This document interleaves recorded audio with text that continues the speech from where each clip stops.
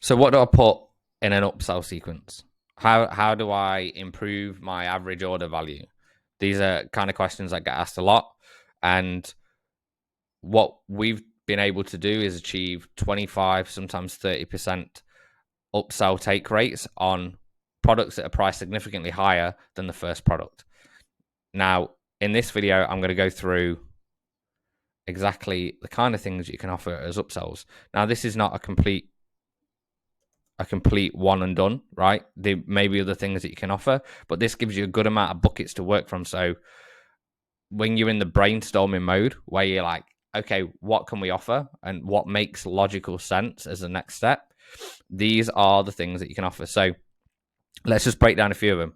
Firstly, templates, right? What do I mean by templates? Well, copy templates, legal templates, scripts, right? Anything. The idea of an upsell is to reduce. Let's go over here. Is to reduce the effort and sacrifice and the time in exchange for money. So reduce this, and this in exchange for this. Because people who are the right fit want the shortcut. Well, everyone wants a shortcut, right? People, like, if you said, hey, you can move that mountain by spending the next 50 years, like, getting a shovel and then trying to dig it up one by one.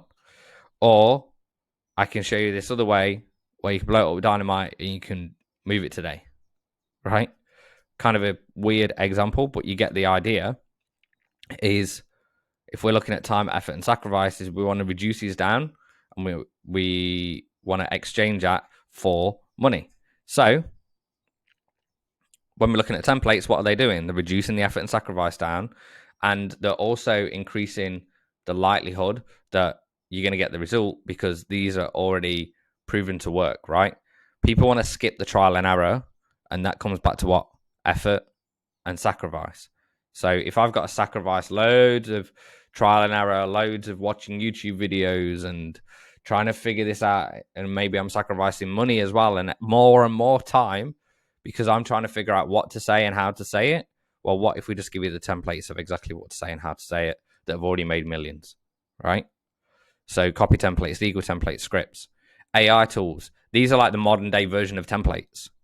This is like templates on steroids. So AI tools might be AI copy tools, AI research tools. Hey, we'll show you how you can research your customer in 30 seconds rather than spending 10 days doing it, right? That's the difference. AI answers. So you feed it with all your knowledge base and then they can ask it anything. So it's like having you as a coach 24/7. Might not be quite to the same level, but it's a real good thing to have because it's fed with all of your information, and anytime they want to ask a question, they can ask that question.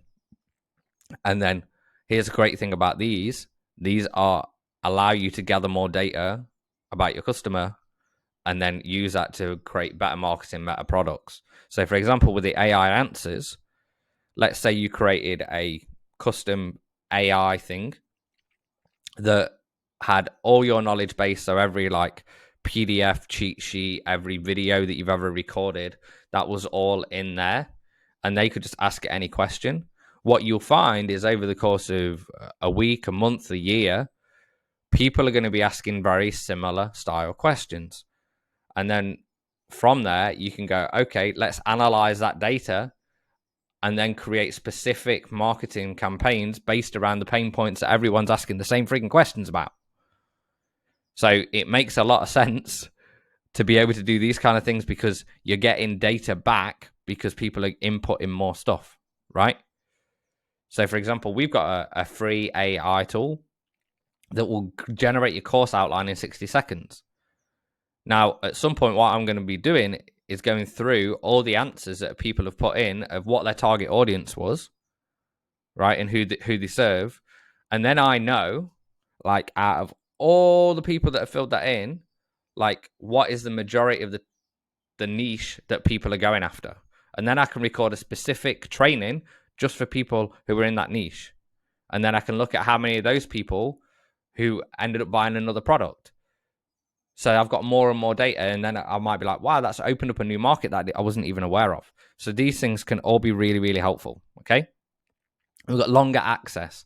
So let's say you're selling a 30-day trial to something on the front end. You might sell access. You might sell annual access. You might sell monthly access, right? There's different levels of access you can sell. This works well in if it's software. It also can work well if you like upselling some kind of membership. So you might be like, hey, I'm going to give you 30-day month access for free. And I'm going to give you these other bonuses and bundles together.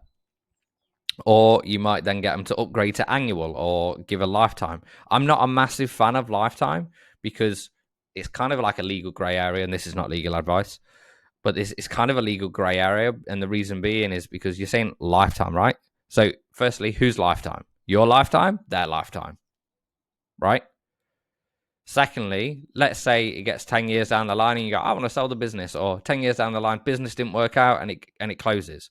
What happens then?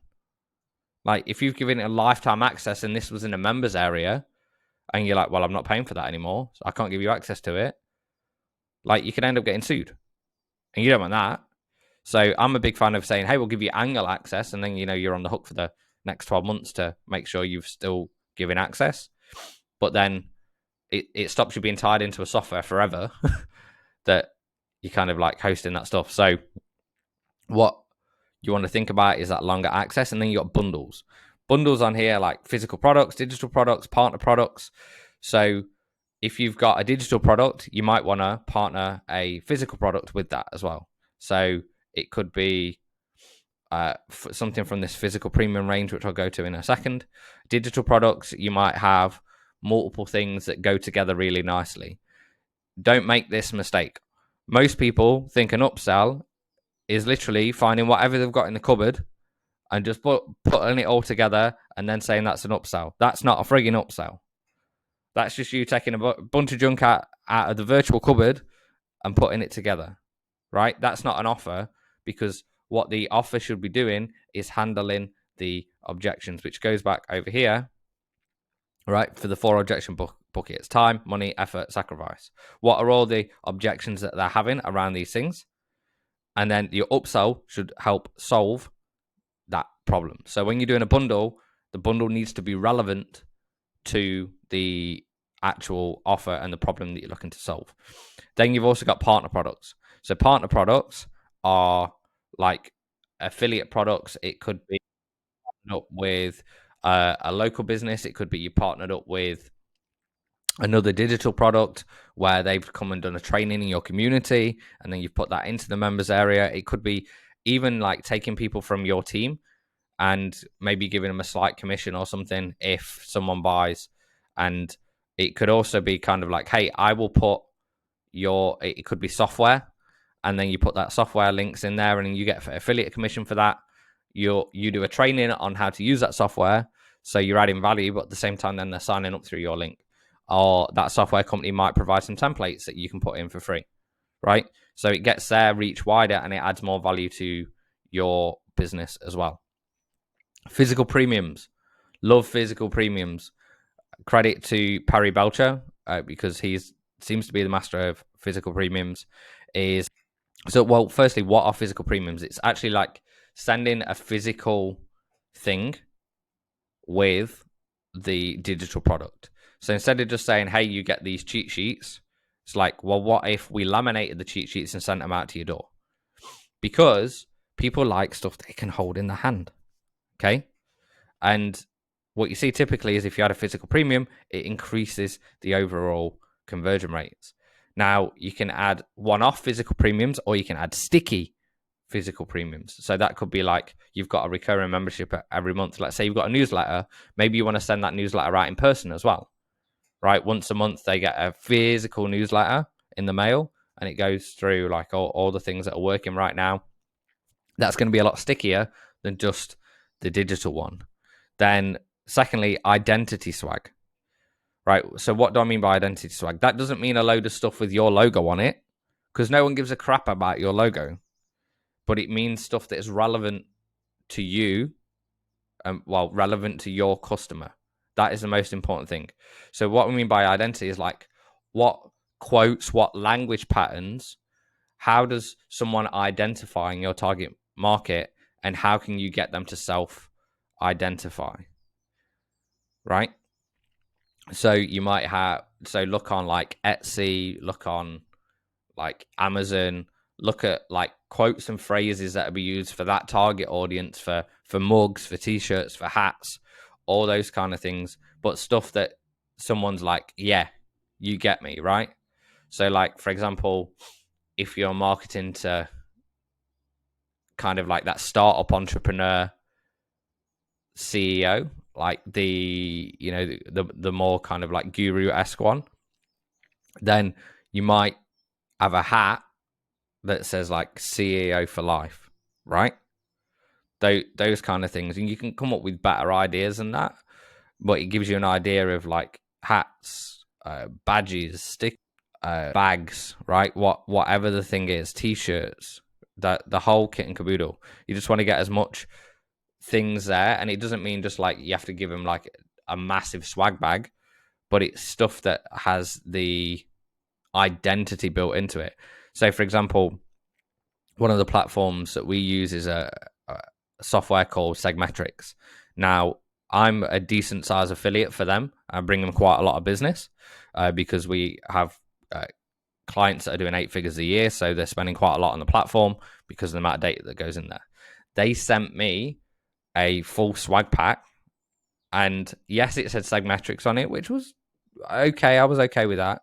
However, they had like this tagline on each one of it, which was like, I think it was something like data for all decisions or something like that, right? So it was about like the data dictate the decisions. I can't remember the exact quote on it.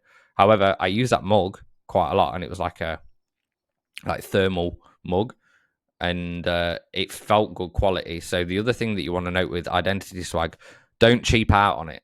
Don't go, let me go and find the cheapest t-shirt I can include, because what that means is when someone wears that t-shirt, they're going to remember your brand as a cheap brand. Now, if you want to be cheap, great. But if you want to be cheap, you're probably not sending physical premiums out anyway. So whatever you do, make sure it's high quality. If you're going to send a mug, don't send a cheap standard mug. Send a good quality mug, like a nice curved edge, like you find in like a Italian coffee shop, right? Or send a nice thermal one that lasts, that doesn't friggin' leak. Yeah, because otherwise it's not going to work out. And then repurposed, right? So sometimes what you're going to do is take like your copy templates, your legal templates, your scripts. Maybe what if you repurpose those and turn those into like the laminated templates, turn those into a booklet that actually went out to them, right? Turns it into a full book, whatever that thing is. If you want to go more high end, maybe you even have like a physical video photo book thing, right? That they could open and it plays a video and it walks them through that. So there's different ways that you can do those things. Checklist, launch checklist, sign off checklist, audit checklists. So like, what do I need to get started? What do I need before I go live? What do I need to audit? Whatever it is in the business. Like for example, with us, we create CRO audits, right? It's conversion rate optimization audits. So we can go through their whole business and say, hey, here's all the places that you are losing money right now based on our checklist. So you scored this out of this. The good thing about these ones, these actually self-identify and bring people further up the value ladder sometimes, because especially if you're doing an audit where you're identifying where all the gaps are, they're like, oh my God, so many gaps, now I need to fix them. Then you've got access. So access to the guru, right? So that could be, hey, I will do a Q&A. That could be access to, so I do a Q&A once a week, right? That could be community. So with community, you get access to the community of loads of other people who are going through the same thing that you are right now. When you do that, it allows you to have more people really just connecting with each other. And then that makes the whole offer stickier, because then if you leave the community, you're not just losing access to the program, you're losing access to the people you've made friends with and now part of your network, right?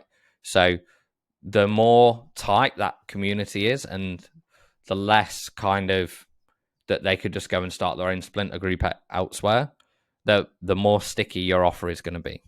And then team, maybe you give access to part of the team. You might say, hey, my internal team are going to do Q&A once a week. I'm going to bring on my copywriter to help you once a week to do an Ask Me Anything. I'm going to bring on my tech team once a week. So there's levels of this depending on how far you go up the chain and how much it costs you to fulfill on those things. You might have former students that have now become coaches that you give access to. And that could be Voxer access, right? It could be a Slack community, a Discord. It could be a school community, because that seems to be pretty hot right now. And so it's that level of access that you want to give. Then you've got the other upsell option, implementation call, right? This is a little bit smaller on the screen, so I'll just make it a bit bigger. So the implementation call. Done with you, done for you, advice only. They're the three kinds of implementation call. So you get on the call and, hey, we will help you map out your sales process, or we'll help you do this, we'll help you do that. And then by the end of it, you're going to have this. Okay, great. And then that's kind of like a more of a consultative, okay, tell me about this. Great. And what would that look like? Okay, great. And then you build that with them together. They're done for you. You get on the call and they tell you what they want. And you go, okay, great. We'll go and build that for you. And then we'll bring it back to you. Right. So done for you might be, hey, get on the call. We'll find out if it's a good fit. And what we're going to do is we're going to create your ads for you for the next 30 days. All you need to do is just launch them. In fact, we're even going to put them in your account for you and manage the ads, right? And we're going to do that free for 30 days. Now, that's a bit of a crazy offer because you need to make sure you get the right fit clients for those. However, that done for you in general can be really helpful and really attractive as an upsell, as long as you position it the right way, because people are very skeptical now of like, if you're going to get me on a call, you're going to sell me some stuff. Now, no, you may be able to ascend people from this implementation call, okay, to a higher tier program. However, the most important thing is if you call it an implementation call, implement something. Don't just give them a load of fluff and then try and sell them some stuff, because that's just going to create a bad reputation for the business overall. And the other one is like advice only. So they get on the call to say, these are my struggles, these are my pains. Okay, great. Have you tried this? Have you tried that? Have you tried that? And then they go try the thing and they go, wow, it worked. The important thing with implementation call is you want to get some results and proof of that first. So when you're putting it on the landing page, you get rid of that skepticism where people are talking specifically about the value that they got out of that call, not just the value they got out of a program, but like, I spent 15 minutes on the call. They didn't pitch me on anything. They showed me how I could do this, this, and this, and now I'm doing this, right? They're the kind of testimonials you want, whether they be video testimonials or screenshots or whatever the thing is. But getting the proof on this point, because of the skepticism, is really helpful. And once you get this dialed in, though, you could get a good 10% of people then booking a call. And the good thing is they're spending more time with your brand at that point.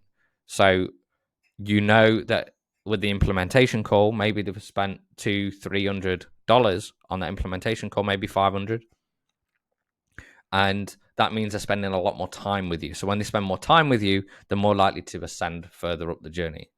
And really what we're doing with all these upsells is encouraging them to spend more time in your ecosystem, more time consuming your products, because the more time they spend consuming your products, the more things they will buy from you in the future, assuming that you get the result that you promise on the tin. So think about that. Think about what you could add as upsells. Look at your current upsells that you've got right now and ask yourself, does it tick any of these boxes? Can I add any of these things in to make the offer better? And look at how you can do that going forward. Have a fantastic day and let me know how you get on.